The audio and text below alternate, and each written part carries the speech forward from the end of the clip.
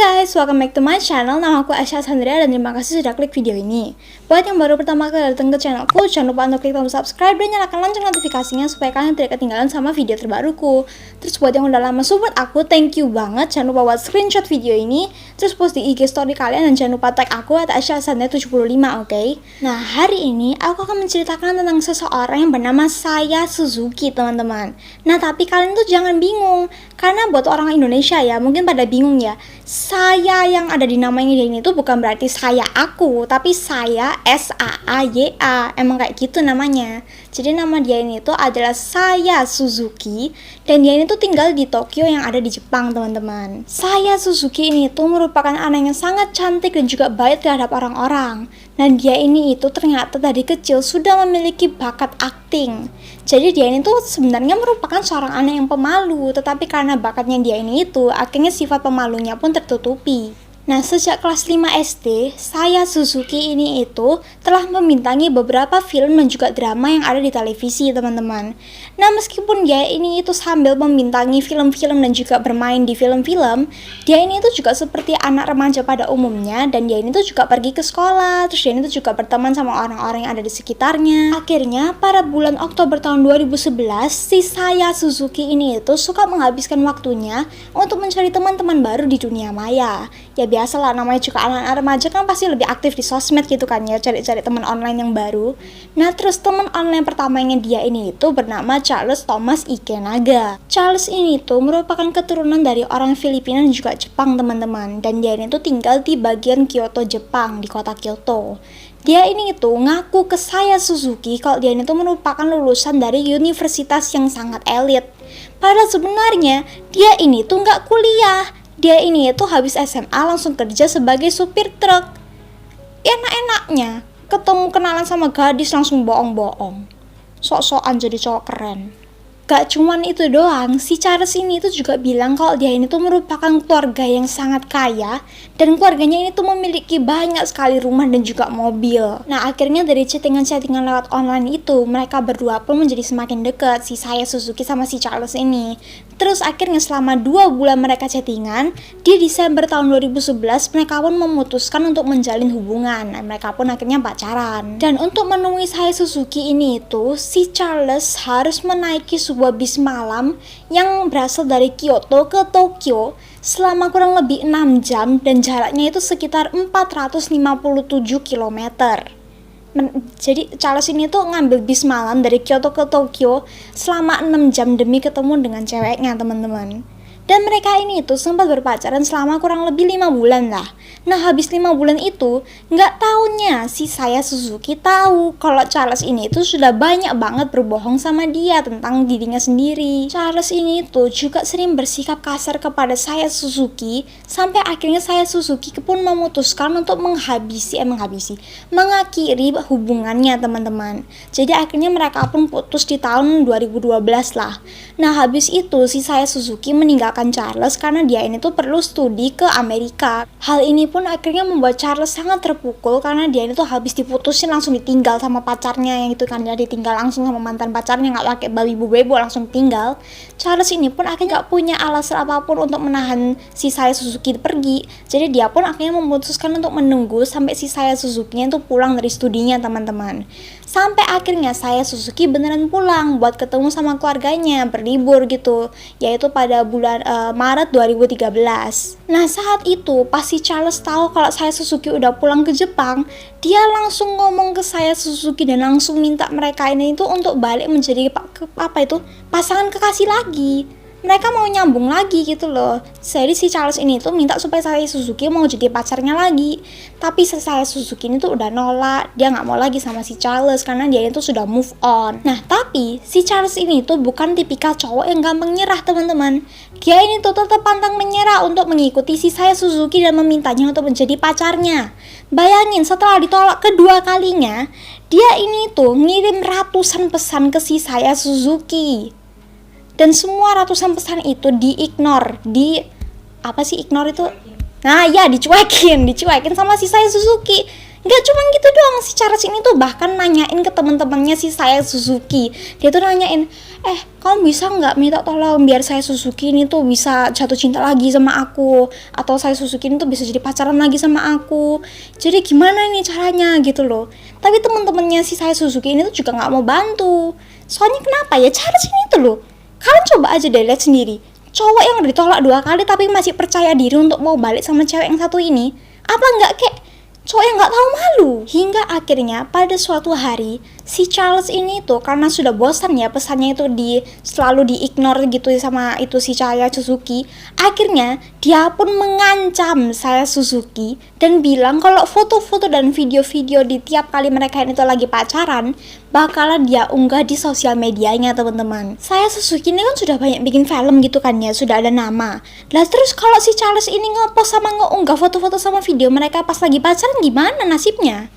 Si Charles ya teman-teman bahkan juga bilang ke Saya Suzuki kalau nanti suatu hari si Saya Suzuki ini tuh cuman hanya bisa untuk dirinya seorang, bukan buat orang lain tapi hanya untuk dirinya. Cuman Charles doang yang bisa ngambil Saya Suzuki. Ini cowok bener-bener gak tahu malu dah, seriusan. Lalu akhirnya pada bulan Juni tahun 2013, si ayahnya Saya Suzuki turun tangan, teman-teman. Dia pun langsung nyuruh si Charles untuk berhenti meng-SMS si anaknya ini tuh dan mengkontak anaknya dari sosial media apapun. Terus habis itu si Saya Suzuki juga memblokir akun-akun Charles, mulai dari akun Facebooknya, terus dari SMS-nya, dari nomor teleponnya, semuanya pokoknya sampai Charles ini itu tidak bisa menghubungi Saya Suzuki. Setelah diblokir, bukannya si Charles ini tuh menyerah, dia ini tuh malah makin marah, malah makin panas dan malah makin marah sama si Saya Suzuki, sampai akhirnya dia pun memutuskan untuk balas dendam kepada si Saya Suzuki, teman-teman. Ini cowok macam apa ini? Dia pun ya cuma gara-gara pengen balas dendam, dia berhenti dari pekerjaannya. Terus dia ini tuh mulai bikin anggaran biaya hidup dari dia pergi dari Kyoto ke Tokyo demi nemuin si Saya Suzuki. Ini kalau kalian ketemu cowok kayak gini ya, tolong ya, kalau bisa putus kontak aja sama dia, jangan dideketin lagi ya teman-teman, bahaya. Pada tanggal 27 September tahun 2013, si Charles ini tuh mulai mengunggah foto-foto dan juga video dia saat dia ini tuh masih berpacaran dengan Saya Suzuki di akun Facebooknya, teman-teman. Dia pun akhirnya setelah melakukan itu, dia menaiki sebuah bis yang bertujuan dari arah Kyoto ke Tokyo. Nah terus setelah dia nyampe di Tokyo, dia pun mencari cara untuk bertemu dengan Saya Suzuki, teman-teman. Habis dia ketemu dengan Saya Suzuki, dia tuh mulai nanya, gak pakai malu deh, seriusan, cowok ini gak ada malunya, beneran. Dia tuh langsung nanya, kamu tuh kenapa kok mutusin aku? Aku loh, apa sih salahnya? Aku ini tuh udah ganteng, udah baik sama kamu. Kita ini tuh juga sebenarnya bisa menjadi pasangan yang baik. Terus apa gitu loh, apa alasan kamu untuk mutusin aku?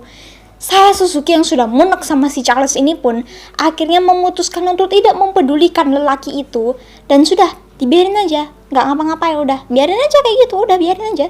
Seperti yang tadi aku bilang, Charles ini itu bukan tipikal lelaki yang gampang menyerah, teman-teman.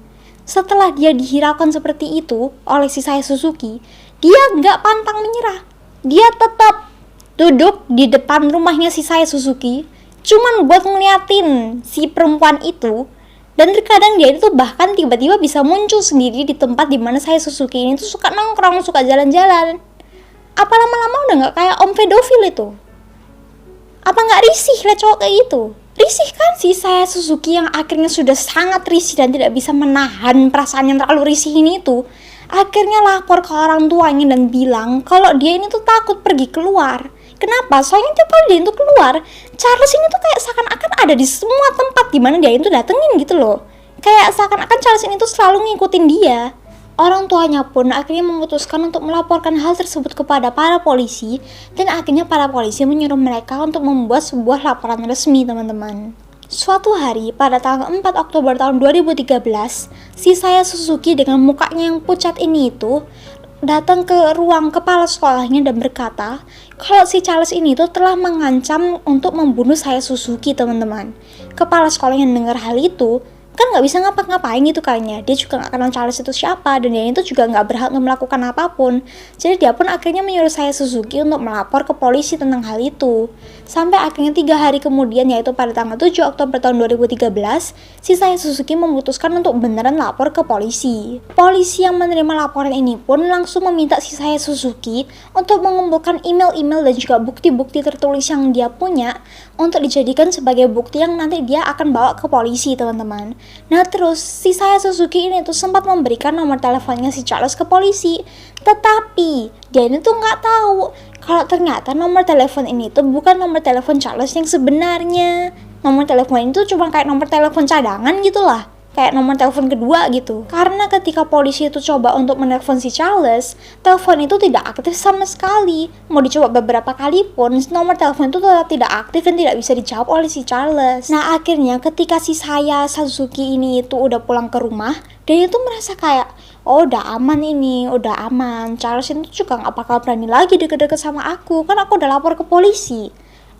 Jangan gitu mikirnya. Masalahnya si Charles ini tuh dikenal sebagai lelaki yang gak gampang menyerah, teman-teman.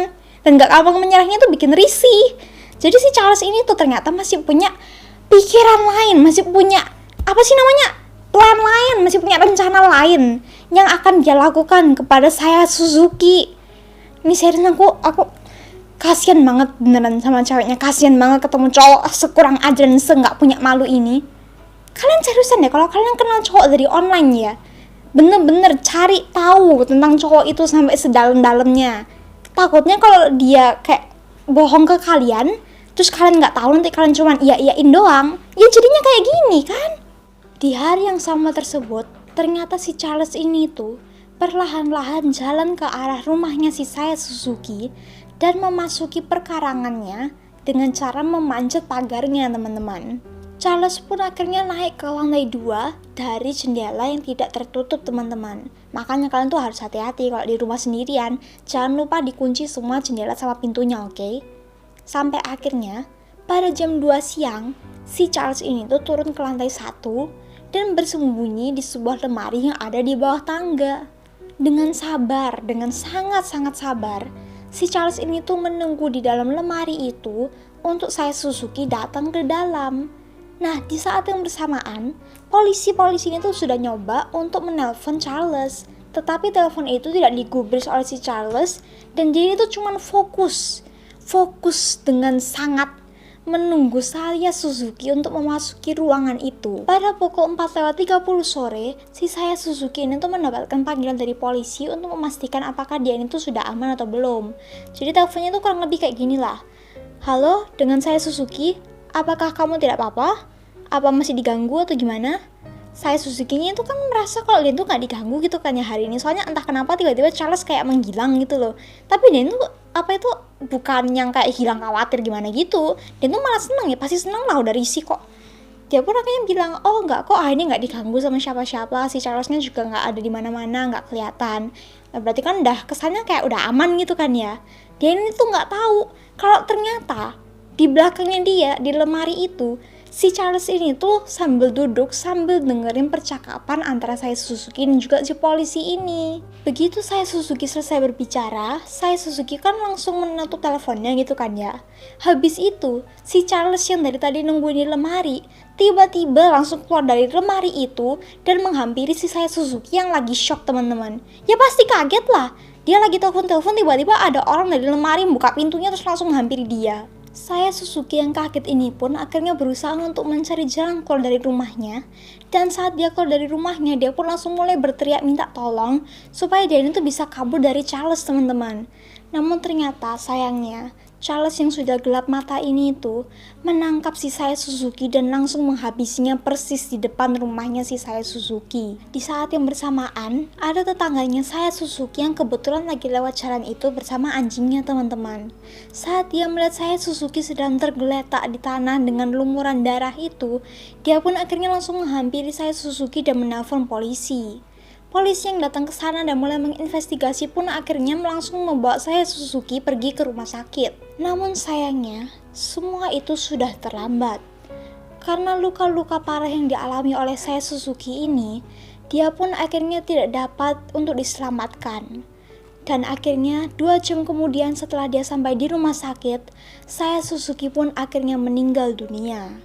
90 menit kemudian setelah kejadian itu, akhirnya para polisi pun mulai menginvestigasi dan mengecek CCTV yang ada di bagian rumahnya si Saya Suzuki, teman-teman. Dan akhirnya mereka pun menemukan si Charles ini cuman 600 km jauhnya dari TKP dengan pakaian yang penuh berlumuran dengan darah. Ketika Charles ini tuh ditangkap ya teman-teman, Charles pun secara langsung, dia ini tuh langsung mengakui semua kesalahannya yang dia lakukan. Jadi dia ini tuh gak pakai ngeyel-ngeyel, gak pakai bilang, oh enggak kok bukan aku yang lakuin, atau mungkin bilangnya kayak, oh enggak kok aku gak tahu apa-apa. Dia ini tuh beneran langsung ngaku kok dia itu yang melakukan semua hal itu terhadap Saya Suzuki. Dan dia ini tuh juga ngaku kalau dia ini tuh telah merencanakan semua ini itu sejak lama, teman-teman. Bayangin dah, udah cowok gak tahu malu, bikin risih orang, ditambah lagi dia udah ngerencanain hal seperti ini dari lama. Ini cowok sampah, seriusan.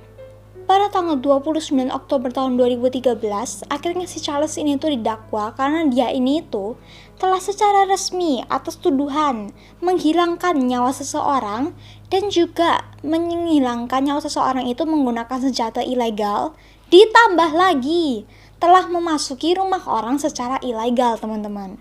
Triple, 3 kali langsung, mampus. Persidangan pun akhirnya diadakan pada bulan Juli tahun 2014, teman-teman, di mana tempat itu adalah di pengadilan distrik Tokyo.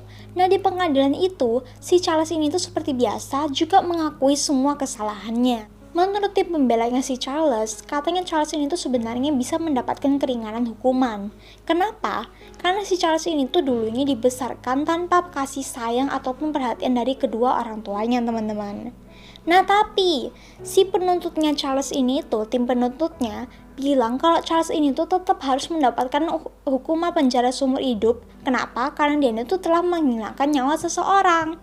Kalau kalian, menurut kalian yang benar yang mana? Ya pasti tim penuntut lah. Udah ngilangin nyawa seseorang, masa akhirnya bad childhood, bad childhood sampean, masa kecil yang kurang menyenangkan dianggap sebagai sebuah alasan untuk membunuh seseorang. Ya salah lah. Gila apa? Charles ini itu ya teman-teman, bahkan juga menolak untuk meminta maaf kepada kedua orang tuanya si Saya Suzuki. Ini cowok kurang ajar emang. Nah, terus setelah si Charles ngomong gitu, ibunya Saya Suzuki juga bilang kalau dia ini tuh, karena si Charles ini, si anaknya ini tuh tidak bisa mendapatkan impian yang dia inginkan. Akhirnya ya guys, pada tanggal 1 Agustus tahun 2014, si Charles ini tuh dijatuhi hukuman sebanyak 22 tahun penjara. Nah, bagus, sudah dapat kan hukumannya? Kapok enggak? Masih aja ya, awas kok sampai cowok-cowok di luar sana masih bisa ada mengulangin kejadian kayak gini, awas kamu. Nah, ini ya, yang bikin aku kesel, tim pengacaranya ya. Tim pengacaranya si Charles ini tuh masih sempet-sempetnya mengajukan banding kepada si jasanya. Dia tuh bilangnya kayak, ayolah, masa aku hukumin sampai 22 tahun penjara? Kan dia itu punya masa kecil yang kurang bahagia, dikurangin lah sedikit. Lu, kenapa sih? Masa kecil yang kurang bahagia itu tidak bisa dijadikan alasan untuk membunuh seseorang ya, Miska? Tolong, dipikir. Karena kejadian ini, pada tanggal 19 November tahun 2014, pemerintah Jepang pun memutuskan untuk memberlakukan hukum elektronik di mana mereka ini itu, para rakyat Jepang, tidak boleh mempost foto ataupun video yang kurang baik, teman-teman. Jadi ada aturannya di mana foto-foto atau video-video yang mengandung sesuatu yang tidak diperbolehkan akan langsung dihukum dengan undang-undang itu. Oke ya teman-teman, sampai situ aja cerita kali ini. Gimana menurut kalian? Apakah Charles pantas mendapatkan hukuman itu atau tidak? Karena menurut saya, hukuman itu tidak pantas. Kenapa? Karena masih kurang. Masih cuma 22 tahun doang. Gila apa? Udah bunuh orang, hukumannya cuma 22 tahun. Kenapa nggak beneran yang kayak seumur hidup gitu aja? Kenapa? Ya udah segitu aja yang aku mau bilang. Thank you for the watching. Terus jangan lupa juga untuk like video ini, share ke teman-teman, ke seluruh teman-teman kalian, ke keluarga kalian, boleh pokoknya ke semua orang yang kalian kenal. Oke teman-teman, jangan lupa juga untuk klik tombol subscribe dari merah sampai abu-abu. Terus jangan lupa juga buat nyalain lonceng notifikasinya. Oke, jangan lupa karena aku ingetinnya di setiap video loh, dan sampai lupa keterlaluan. Jangan lupa juga untuk screenshot video ini dan masukin ke Instagram story kalian, juga tag aku @aisyah75. Oke teman-teman, see you on the next video and goodbye, dadah.